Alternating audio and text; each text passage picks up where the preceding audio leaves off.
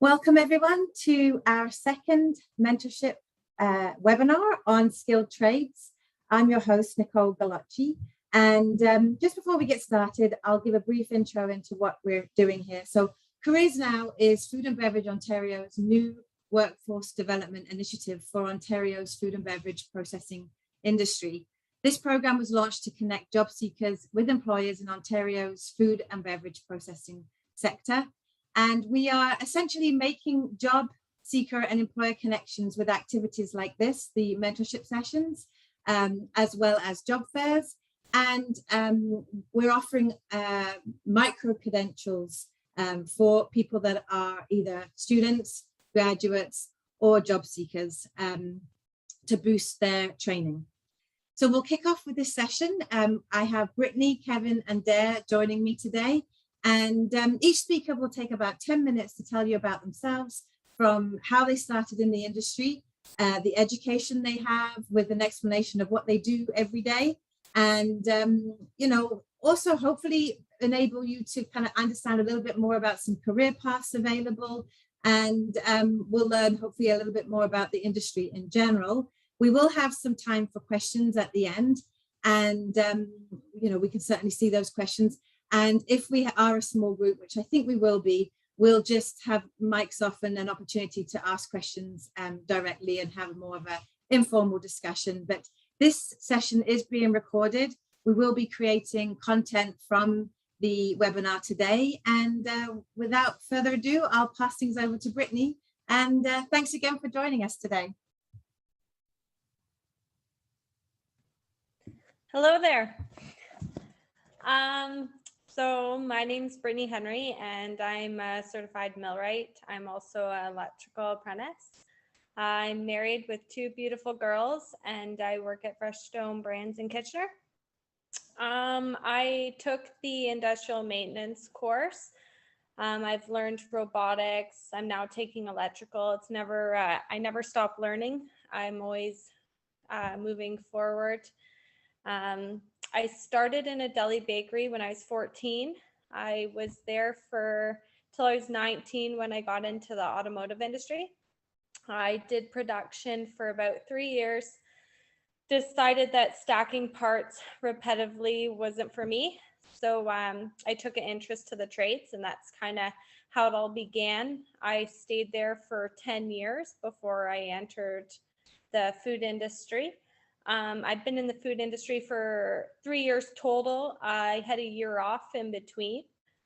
In the trades, you never know what you're going to walk into. My days go by super fast.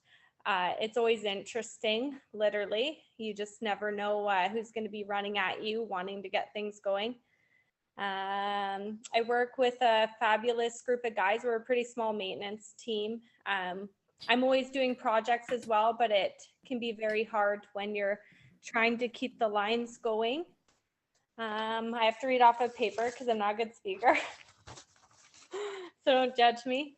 Why is maintenance so important? We keep the lines running. And if the lines aren't running, everybody's twiddling their fingers. So we have to make sure that everything is continual. There's lots of opportunities for an advancement, whether it's a maintenance manager, project manager. Personally, I think skilled trades are so important. I think you can take that anywhere in life. I can change a tire. I can fix things at home. So it's very beneficial. And hopefully I can pass that on to my girls. I think it's super important. I was attracted to the industry. Food is so stable. So talking to somebody who's been in automotive for 10 years, it's so up and down. Everybody's got to eat. So that kind of, my husband's also in the automotive industry. So we just didn't want to put all our eggs in one basket kind of thing. And it's a totally different world. I'm learning a lot still, different pace, that sort of thing. Advice for anybody who wants to enter the food industry, just do it. Just get in there, right? There's only one way to find out. The industry as a whole, it's just it's just a different world. And I find a lot of these companies are growing, and you have a really good opportunity to grow with them. So that's my story, kind of. I hope I didn't rush to that too quickly. What's your education again? Can you cover that piece again, like how you started or where you even found out? Yeah. So I quit. So I couldn't get an apprenticeship. So I quit my job and decided that I was going to do the industrial maintenance mechanic program. And it was a year program. So I worked part-time while doing that. And then I started an apprenticeship, finished that. And I actually got into robotics for a bit too, which wasn't really my background, but learned a bit there in the automotive industry. And then what made me switch to the food industry was there was an electrical apprenticeship opportunity. So that's how I kind of got into the food industry, and it just went from there. I mean, it's a great opportunity to have you speak. You kind of touched on it, that you work with a great group of guys. It's often a skilled trades. I think often it's one where it's a male dominated area. I think that's changing. I certainly think hearing from people like yourself is essential. Do you see yourself any barriers? Like, why are there barriers in terms of whether it's a male or female dominated? Have you come across anything where you're like, well, I kind of get why women don't do this so much? Obviously, physically, there's jobs that are tougher for me than other people. But I mean, I'm not afraid to ask for help. And usually it's not very often, but sometimes, yeah, I need somebody to help me slug something. So I'll ask one of the guys to help me, and they're more than willing. For the most part, I've had pretty good experiences. There's been a few negative ones in the past, but for the most part, it's been pretty good. And usually, you know, if you're kind and friendly and willing to help out somebody else, they're willing to help out you. Mm-hmm. Yeah, for sure. Well, I'm going to come back to you, Brittany, if that's okay. We'll hear from Kevin next, and I'm sure we'll have some questions. If others that are on the call don't have questions, like I said, I've got some. So I will save those for the end. And yeah, if we could hear from Kevin now. Good afternoon, everyone. As Nicole mentioned, my name is Kevin Gooder, and I'm the Maintenance and Reliability Manager here at Dr. Royker Pizza Factory in London, Ontario. So for those of you not familiar with Dr. Royker, so we're a global organization with food production facilities throughout the world. And here in London, our facility is a 3,000 square foot state-of-the-art building built in 2013. We've had a lot of additions since then. But today we produce over 5 million of the highest quality frozen pizzas every year. So it's a pretty fast-paced environment. So in terms of maintenance, my department consists of 25 team members, which are mostly made up of skilled trades. So we employ millwrights, electricians, control technicians. And what's really interesting about here is we have a lot of refrigeration, as you can imagine. So we offer our both A and B class refrigeration certification to all of our trades. And the nice thing about that, most of them now have completed that. So they're adding that second ticket to them, to their resume, if you will. And we actually pay for books and provide study time and all that stuff that's required to get them through that. So our main responsibility really here is not to only maintain our production equipment, but to really optimize our equipment's performance. We pay a lot of attention to that. We develop maintenance strategies, and we do this by continuously monitoring our equipment's performance and optimizing our PM programs. We involve everyone. We're conducting what we call FMEAs, so failure mode effective analysis studies. Continuously we're doing them, working with trades, and we find that this not only involves everyone, but it really gives us good accuracy into what we're doing. And you know, for me, introducing that here, it was the feedback that I've received was it really gets people involved. They take ownership and a lot of creativity, which I find you know, with my story, as I get into that, you'll see that that's what was lacking sort of in my career, and how I really took, or why I took that step to get out of the industry I was in and more into the food manufacturer. So quite often I do get asked, how did I end up where I am today? Well, for me, it really started about 30 years ago with the decision to get that skilled trade. It seemed to be sort of a natural path for me as I was introduced into the workforce. And it was a path that both my father and grandfather took. So for me, I really like those inner workings of plumbing and pipe fitting, and that's that trade I went into.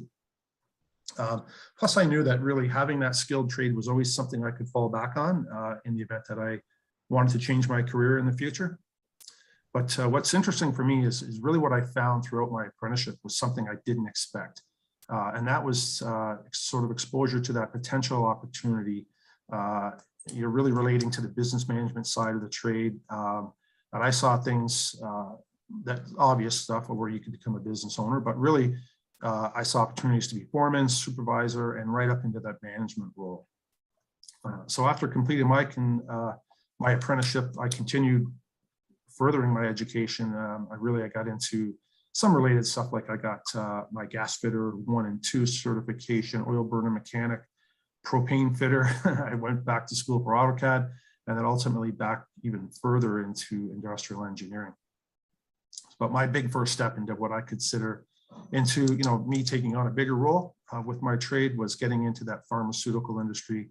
And I got into the manufacturing side of that business, where I held multiple positions.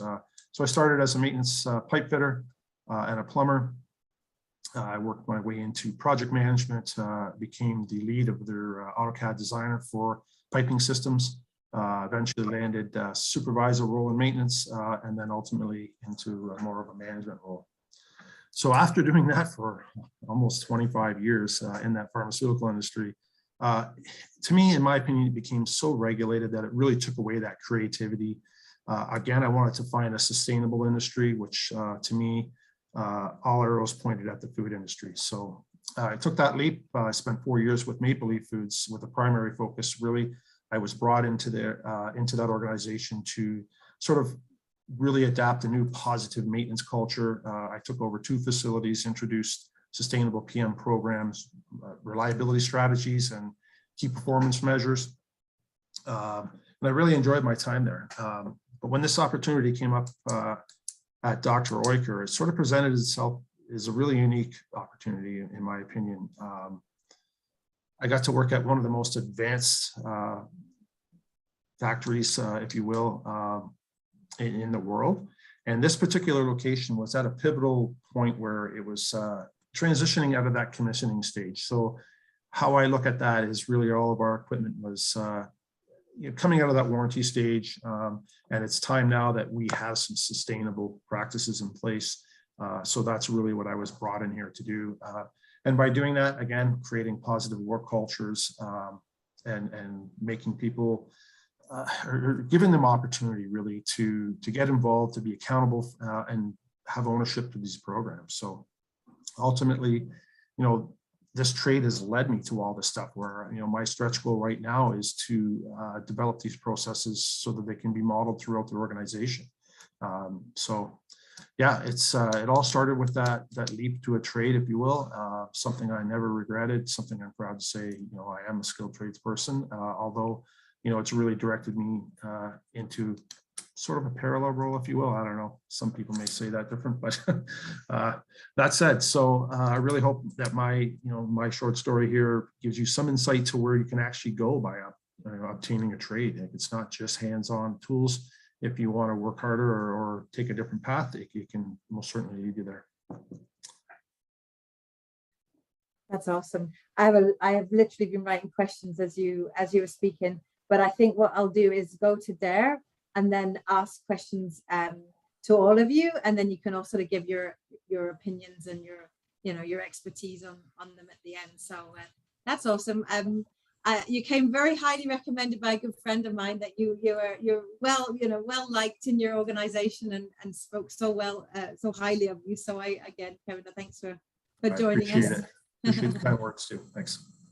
And Dare, over to you. Hi, everybody. My name is Dare. I'm a married father of 3. I work at Grupo Bimbo Bakeries. We're a huge global corporation. We have plants in 29 countries, and we have 13 plants in Canada. How I came to Bimbo is I worked at Honda, and then I was laid off due to the economic downturn. I was laid off from Honda, and I had a friend who worked at what was then Maple Leaf Frozen Bakeries at the time. He was able to get me in, but I had to prove myself, of course, as I didn't have any licenses, and of course I had to prove myself. So over the course of, I guess it was maybe 2 years, the manager came to me and said, if you can get your millwright license, we'll bring you, we'll pay you like mechanic wages instead of, helper wage. I said, okay, great, I'll study. I passed that millwright test and was moved up to maintenance mechanic. And shortly after then, maybe 2012, they asked me if I wanted to do my electrical apprenticeship. I said, great, sure, let's go. I'll do that. Yeah, no problem. So over the course of 5 years, I did my industrial electrician program and apprenticeship. I passed, obviously. So, which brings me today. I enjoy working in the food industry because it's very stable. It's something new every day. There's always a new challenge. There's a little bit of pressure because if you have a breakdown, you got the the hot breath of management on your neck. But yeah. So I would suggest anybody that wanted to pursue a job in the food industry to just go for it and yeah. Like I said, it's a great stable industry to be into, and yeah. Sorry, it was kind of short. No, that's all right. I'm curious, like in terms of the industry in general, what would you say are the biggest misconceptions? I mean, I used to recruit 10 years prior to starting food grads and getting to know the Careers Now team. And one of the things that always surprised me when I would interview people was they would say I zigged and I zagged and I ended up in food, and it wasn't really intentional. It was always kind of like I started out in one direction and ended up in another. And I guess there, while your mic's off, what would you say is the biggest misconception that you think people might have about working in the food industry? Biggest misconception I would say would probably be, well, really point misconception. A lot of people, when I say I'm in the food industry, they say, okay, well, you must have to follow a lot of rules. You must have, like, it must be really rigid there. And yes, there are rules, and yes, you do have to follow the rules to make a food safe product. And yeah, so usually what they say, that's what they say. Oh, it must be hard to work there because you have all these rules you have to follow. But in reality, wherever you're going to work, you're going to have rules. And at the end of the day, you want to make a safe product for the customer, right? And do you get perks with the products? Do you get to? Do I get to sample the products? They do set products out for us to take home. We're allowed to take some product home, yes, for trial. Nice. And I was going to take that over to Kevin.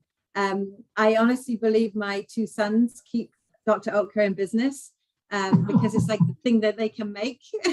In terms of a frozen pizza is like a go-to thing in our house. Like there's nothing else to eat. So sure. I was going to ask you the same thing, in terms of misconceptions, what would you say, if you're with friends or people that don't really know about the industry, what would you say that you think is the biggest misconception that they don't get? They just don't understand where you go every day and what you do. Yeah, I think it's probably the regulatory side of things, right? Where, again, to Dare's point, we all follow rules, be it health and safety rules, they apply here. And there's some high standards for us. I mean, coming out of the pharmaceutical industry for almost 25 years, I can tell you that it's very parallel here, right? It's a little less regulated, where we allow some creativity, I think, still in our industry, but at the same time, there are a lot of rules to follow, but they're not difficult. Again, it's like we're producing food that our families will eat, ultimately everyone in the world, with Dr. Oetker being global for sure. It's just that misconception where you can't do anything, or I don't know, I really don't get it. I think once people arrive here, they see the process, and they take some responsibility. It's just a natural fit for them. But again, a bit of a misconception, but I think at the same time, yeah, for sure, there is a lot of rules, and I think we're all glad that they're there. Yeah, keeps us safe, right? Keeps us healthy. Sure. In terms of the actual facility, you've obviously worked in the industry a long time, and you've got someone like Brittany that's just coming in. Essentially, what would you say has changed the most? I mean, I want to go to Brittany again in a minute just to talk about the robotics that she mentioned and automation, because I think that is a way to capture the interest of young people. I think, a big thing is that creating the creativity for me. I've been able to retain a lot of good trades by creating opportunity, creating creative moments. I always, look at it from our engineering team, like we want the first right of refusal in terms of taking on some projects, just to get out of that regular rhythm, right? So here we're running 16 hours a day, and then we have an 8-hour maintenance window. It's quite standard in our industry, but instead of just coming in and doing those same mundane tasks all the time, I find, the expectations are different now for our tradespeople, where they're getting involved in studying the performance of the equipment, the PM programs. I actually have 3 teams right now that are paired up with production people. They are working as units, looking at key pieces of equipment. It's part of their job, right? At the same time, they're learning some of those advanced skills as well, right? But they're continuously optimizing programs, and they're given opportunity. And I've always said, if we don't create those opportunities, people that want to develop people will go out and find them elsewhere. So we want to make sure they're always at our forefront and always available in our organization. Yeah, you touched on something I was going to ask you about, which was projects and things like, one of the things we hear a lot from this sort of next generation coming in is purpose. They're not so interested in the 9 to 5 with, the pension and all that stuff is important. But, we hear a lot of young people now that are just coming out, students just coming into the industry now. They want to know that the company they work for is doing something good in the world, and, is not destroying the planet, I think that's important. Can you touch on some of the projects you may have been involved in? You mentioned sustainability earlier, and any projects like that. Continuously looking at ways to reduce waste. It's those types of projects that are at our forefront. Excuse me. We're looking at right now, solar options. I believe our target is around 15% innovation all the time. So everything we do, we're looking at ways to do it better, more efficient, but and we assess the impact on our planet continuously. Again, simple things where when you look at a maintenance planner role, when you really define planning and scheduling, if you will, you realize that scheduling is quiet time almost. You take that planner, you give them some quiet space, and they just get what the team has agreed to do done. They get it in place. Why are we driving all the way to work to do that, right? Less impact on the planet. Stay home, do that, have your quiet time, get your commitments done, we move on, right? So I think just having that mindset to challenge those traditional ways, that's what's going to keep people knowing there's opportunities to grow, and that we're always looking out for our planet. And that's important. I mean, I have children, and I'm going to have grandchildren soon, and I want this place to be just as nice as it was when I got here, for sure, or nicer. Yeah, absolutely. Brittany or Dad, do you have anything to add there with your companies, what they might be doing to save the planet? I know unfortunately, a lot of the food goes right to the garbage. So I know that they're trying to fix that and hopefully start a composting program. The company I work for, Freshstone, it's really old, so we don't have a lot of space. So space is kind of our enemy right now too, but we're definitely trying to make it a better place. I know that's something I hold true to my heart, just like Kevin said, I got children, so we're always trying to improve. Yeah, I think companies definitely have to show that, whether it's through their branding, their website, again, to attract the next generation. Otherwise, there's that, well, I'm not hiring anyone. What's wrong with my company versus why is this company attracting, more of the next generation? And I think that it's little tweaks like that if you can just speak to some projects that you're involved in, it just piques their interest. So yeah, and while I have you unmuted, in terms of automation, and you mentioned robotics, could you elaborate a little bit on that, what you see? So the robotics end was more in automotive, but so the company I work for right now, it was such a huge transition, like so simple compared to what I was used to, but it's all experience, right? And I will bring that with me because there's so many areas that we can improve on, right? Mm-hmm. And the company I'm with now is growing, so I'm able to kind of participate in some of the big projects that are coming and bring those ideas forward. It's just amazing what you can do. Technology, you can do anything. Yeah. Dare, would you have anything to add that your organization is involved in? Yeah, absolutely. My corporation, like corporation-wide, is trying to reduce their carbon footprint. And our facility ourselves is trying to reduce waste and, improve our hydro consumption, our lighting, and all this stuff. So we're trying to make, we're trying to continually improve, just to get things in a better place and reduce the waste, because like Brittany, a lot of our waste just goes directly to the garbage because there's nothing really we can do with it, right? Mm-hmm. From the automation side, we just put some new robots in, some pick and place robots. So I'd finished some training on that, and I know that's going to be a new challenge for us too, to keep the robots running. But that's interesting you mentioned the robots, because you hear a lot of people saying, when they're adding more robots in not just the food industry, but other industries as well, and it's going to replace people. And I think, in your seats, you must be like quite content with the robotics coming in, because somebody has to fix them. They don't. Well, they have to be maintained and programmed for sure, and they have to be looked after. But and to have that technical.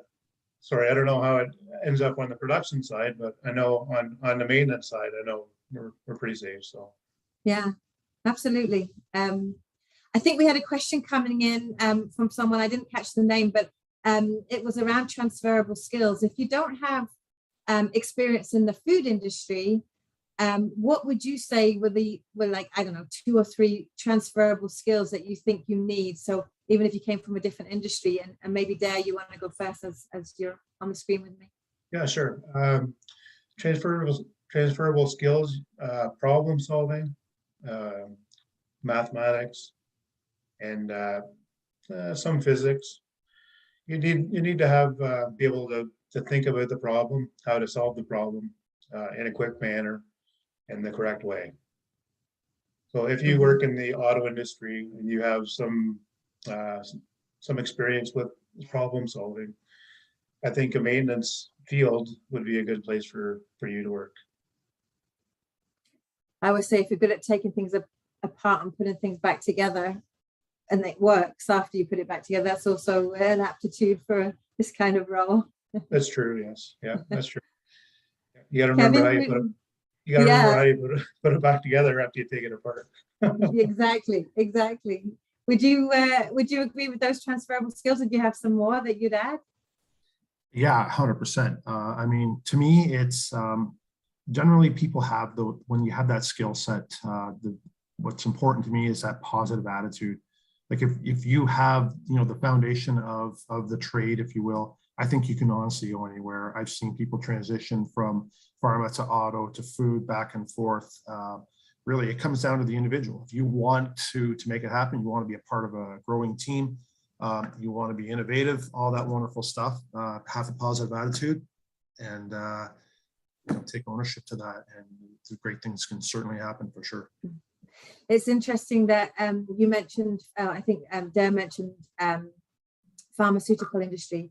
That was a question that I used to get asked a lot around, what's transferable. And also when I was recruiting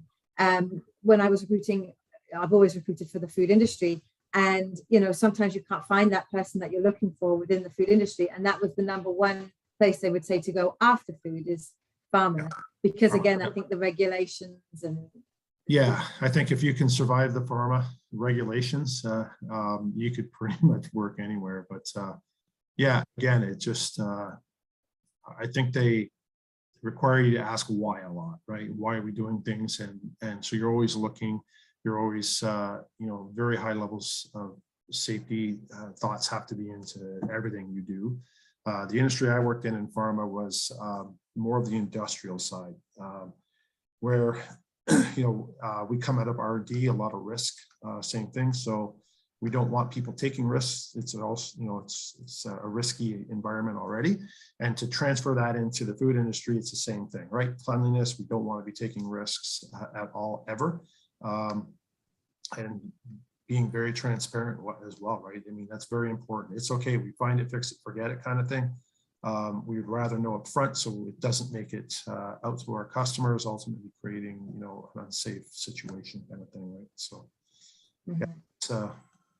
it's definitely, I wouldn't want it any other way. Like being, from a trade, taking that into pharma, into food, it's such a great industry where we all need to eat. I think someone mentioned that earlier. It's what's really cool too is to see our products leaving the grocery store every day, right? And it's pretty neat to see that and to be a part of that, and to know without a doubt they're getting great product and they're going to be safe. And you know what? We had fun doing it. A lot of time here, right? 50 hours a week around there, and I have fun. I make sure my team has fun, and you know what? We just continued challenging each other. So. That brings me to another question. In terms of, you mentioned your team. Who do you work with? So, obviously you have a close team that are also in the skilled trades, and that's who, in your role, you're overseeing them. But in terms of departments, who would you say you interact with? Because I think, again, people don't really understand what goes on behind the closed doors in a manufacturing, in a food manufacturing. Yeah, so I find us, we work in parallel with our quality food safety department continuously. Everything we do, we're working in parallel with them for our customer, which is our production team, right? So we make sure that we're all part of those decisions. What's really nice about this organization is I literally have 95% of my time available for my team and the customer, which is production, and to work with our quality unit. That's where we're able to stay on top of things and be creative, rather than in other industries and other organizations I've been involved with. It's the opposite. It's literally 95% meetings, and you run by your trades and people that work for you, and you're signing stuff as you're running to the next meeting, right? So here it's very important to the organization that we find work-life balance, and that's why I have to think that's a huge contributor to very little mistakes being made day to day, right? So people aren't stressing and they're doing their job, right? Yeah, for sure. Dare, would you have anything to add there in terms of the departments you work with? Yeah, well, actually, generally, like Kevin says, the production is actually, I view them as my customers too. So I work closely with production and also sanitation, because maintenance and sanitation have to kind of work together to get the end result of the job done, right? But you got to work closely with production. You got to listen to production. Usually they know something's wrong with the equipment before they call you, right? So you gotta be able to listen to the production and work with sanitation. Yeah, Brittany, anything to add there? I think they covered it all pretty well, but across the board, you're working with everyone, especially in food. Yeah. And what would you say are the soft skills, which I don't even really like that. I think soft skills are kind of like your personality. And I've worked with a lot of people in the food industry, and I think my takeaway would be communication is one of the most important skills, like an effective communicator in the food industry, just from the feedback that I've heard. You know, if you need to stop the line, if you're in QA, you need to stop the line, and you've got to answer to production, and I won't have all these terms perfect because I don't actually work in the facility, but this is why you're on this webinar. But it's key to have, I think, great communication skills so you don't upset people, but you're also able to do your job effectively. Would you agree with that? And do you have any other soft skills that you think are key for your role? I've seen this go both ways, and I totally agree. Communication 100%. Everybody needs to be on the same page, right? Otherwise you have disorganization and people getting peed off, right? So no, 100% communication is so important. And just having a good attitude, right? You know, we all have our good days and bad days, but we all try to get along. Yeah. But, yeah, that's all I can think of for sure. Kevin, do you have anything to add there? Soft skills, you know, key soft skills. You know, I know that, you know, certainly students are told at, you know, college before they go out, you got to work on your soft skills, and it's like a buzzword now. And as I say, I actually think that's more like personality traits, or, you know, some people bring some, and you need everything on a team, right? You don't want all the same team members, and there's so much research to show that if you have everyone all the same and they all agree with each other, you're not getting those differences of opinion. And you know, what would you say there as a team, as someone that runs it, you know, leads a team? Yeah, great question, by the way. A real direct answer to that. I mean, I just really want people to, you know, have that, believe in themselves, right? Where they can contribute, have that open mind, and keep that open mind where they can express themselves, not be afraid to do that. You know, I openly admit I make more mistakes probably than anyone on my team, to be honest with you, right? And I feel it's okay to do that. I always say, and I probably mentioned it here already, we find it, fix it, forget it, right? So go make that mistake, own up to your mistakes, just have that open mind, and again, not ever be afraid to get involved. What was really strange coming here at such an advanced facility, which I brought that was sort of new, is these reliability strategies. And when we talked about it, everyone thought, hey, that's cool. But then when they realized that they're going to own them, it was a total different conversation, right? And people, they just shut down at first. But I think, again, they know, you know, this equipment better than anyone in the world. So have that, you know, bring that mindset where you're going to develop, where you're going to, you know, you're going to be the best you can be, right? I don't know. To me, it's just one of those things where if you don't bring it, I'm going to get it out of you. So, you know, I think just have that confidence. That's the word I'm looking for, I think. Yeah. Well, and I think it takes a good manager to bring that out in people.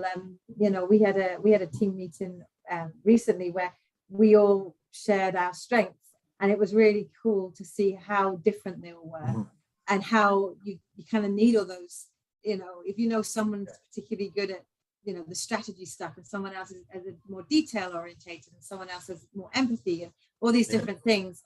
That's what makes a team, right? As opposed to everyone, you know, being similar. So yeah, I mean, what's well, even today, coming into work after a long weekend, one of the first things I opened up was my emails, obviously, as everyone does. And the neatest thing I ever found, or the neatest thing I found to date, was I had one of my millwrights had emailed me over the long weekend, and I was working on a failure analysis program. That's what he was doing on his Thanksgiving weekend, right? So is that engaged? I thought that was just super cool to know that, you know, they want to succeed, right? And that's that environment we're creating. And, you know, someone said to me, I don't know, 30 years ago, if you don't feel 100%, how could you give 100%, right? So if we create that environment, and this is what you get. You get emails on Tuesday. yeah, no kidding. Yeah, from people that are working from home, just on little projects, right? So it's really cool to see the ownership in that, right? So, and ultimately, I think I'd have to think that that person's family life is going to be better because they enjoy their work, right? Maybe not because they're working on Thanksgiving. But, they're escaping from the family. Oh, I have Yeah. to work, they're Yeah. leaving the turkey dinner to leave, Yeah. the that's pretty in-laws. cool. Yeah. So that's, I think the world's changing. If we don't change, there's no just grab your toolbox and go and then put your work orders in your slot when you're done and go home. I mean, now it's iPads, we're communicating through iPads. That's our next thing that we're implementing now is like maintenance mobility, right? Where someone like Brittany, who's working on the line as a millwright, I believe, or electrician, you can watch videos on how to fix or troubleshoot what you're working on, right? You communicate with the trade on the other side of the plant. You can communicate with me. You can check your parts, making sure that stuff's in stock when you need it, right? You communicate with the planner, supervisor, all that's available to us. And, when we leave work, we're grabbing our mobile devices anyway. So let's bring it into the workplace and have a lot of fun doing that. And again, our trades, they're going to decide what that looks like, not me, right? Yeah. Just creating those cool opportunities. Anything to add there with regards to soft skills and your approach to your team? Well, with soft skills, you got to be a good communicator for sure. You have to listen and you have to ask questions. I'm the lead hand on my shift. I lead hand over one guy. We work great as a team, and he asks questions when he needs to, and he does his work when he's supposed to. So you can't really package everything. You have to communicate. Communication is key. That's been my take. And overall, I always say the food industry is friendly. I mean, everyone may have a different perspective on that, but I used to recruit for a number of different companies in different industries. And the reason I specialized in the food industry was because of the people from the top down. It doesn't matter, the role I was working on. I just found it was there was no airs and graces. It was like, we feed people. There's no reason to act like we're, this superior thing. And I just enjoyed the people so much. And so when I'm out talking at schools or talking to students that are thinking about the food industry, that's one of the things I lead with is, you're going to be with these people, like you mentioned, 40, 50 hours a week. You got to like the people you work with and enjoy their company. Not every minute of every day. There's always going to be moments, but on the whole, so how would you agree that the people are generally super friendly and oh, absolutely, nice? Absolutely. I work with a great bunch of people, and at the end of the day, we all have a common goal. To make a product and get it out to the customer. So it doesn't matter which department you're dealing with, whether even management or sanitation, production, distribution, doesn't matter who. At the end of the day, we all have the same goal. Yeah. What about you, Brittany? Sorry, carry on. No, sorry. Yeah, I was just going to reiterate that people in the food industry are great people. Mm-hmm. Has that been your experience, Brittany? Yeah, so I've been with this company for a little over a year and just super supportive, like crazy supportive. I wrote my ticket in March and everybody knew before I even got to work, and I'm talking from upper management down, just completely fabulous, like couldn't ask for more. It's very humbling when you have something like that happen. Yeah. It's true. And I think that, certainly when you haven't worked at many places, when you're just starting out, you don't realize how important that stuff is because you're there so many hours. When you're not with your own family, you got to feel comfortable and like the people in general, that you're going, you're working with every day. And I agree. I think this is one industry that you definitely, they're nurturers. They're feeding people, everyone, like you say, is the common goal. So, any takeaway, that for a student or grad, last piece of advice you would give before we wrap this up? All I have to say is go for it. What do you got to lose? Yeah. Awesome. Kevin, anything from you in terms of some last pieces of advice that you would offer a student or grad that was somewhat curious but wasn't sure about the food industry? Yeah, I mean, to me, it's really, I mean, I can relate it to my experience, right? Really look at that bigger picture, what it can provide for you, where you can go, I mean, coast to coast, wherever in the world, different industries within the food industry, you know, for sure. Like there's always opportunity there. And as long as you're willing to look for that and grow, to me, it's an incredible decision to get into the food industry, sustainable for sure. And, you know, for me, it was one of those things too, where you're, you know, when you got a young family and it's, you know, you're taking that big step to that first mortgage and stuff like that is, you know, through the pandemic, even right up, I mean, till now, like I've been very fortunate and thankful that I'm in that industry because I tell you, it can be tough out there at times, right? So look for that sustainability in the workplace for sure. Yeah. So Maslow's hierarchy of needs, right? What's at the bottom? You know, there's certain things that will go. If you find an industry that is always going to be around, and food, air, water, you know, shelter, there's certain industries that, you know, humans will always need. And I agree. I think food is right there. Yeah, very satisfying for sure. Mm-hmm. I saw some questions coming in. I think they were mostly around people being available to work. I will add, I did notice, and again, they pop up and they disappear quickly, but typically to work for any of these organizations that have been mentioned today, and any in Canada, you need to essentially be in Canada already. You know, there's rules that Canadian employers have to follow to hire from the country, people within the country first, and certainly rules around being a permanent resident and that sort of thing. So hopefully that answered one person's question, but I can certainly answer questions afterwards. I'll see the questions. I think we can capture those. So I will reach out. I saw some email addresses to respond to, so I can reach out to those. Once again, I want to thank Brittany, Kevin, and Dare for your time today. This is being recorded, so we will be able to share this with the folks that signed up and didn't make it to the meeting, which I know happens all the time, and also share on our YouTube channel and our social channels, so you know that this will be available. It's great nuggets to take away. I really appreciate it. I'm just going to mention the job seeker portal that job seekers can access the mentorship sessions, access the micro credentials, as well as the job fairs that we have coming up. The next session is October 19th, and it is on food safety and auditing. So we'll have 3 speakers talking about that. You know, again, same format.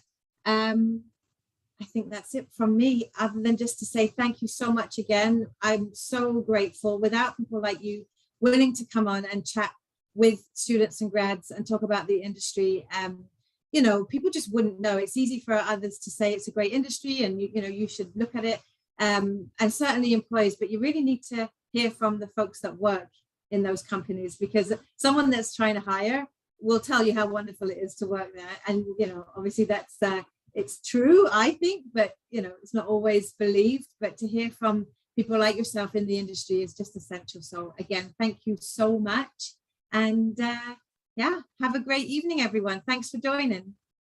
Thank you for having us. Thank you very much. Thank you so much. Take care. Take care.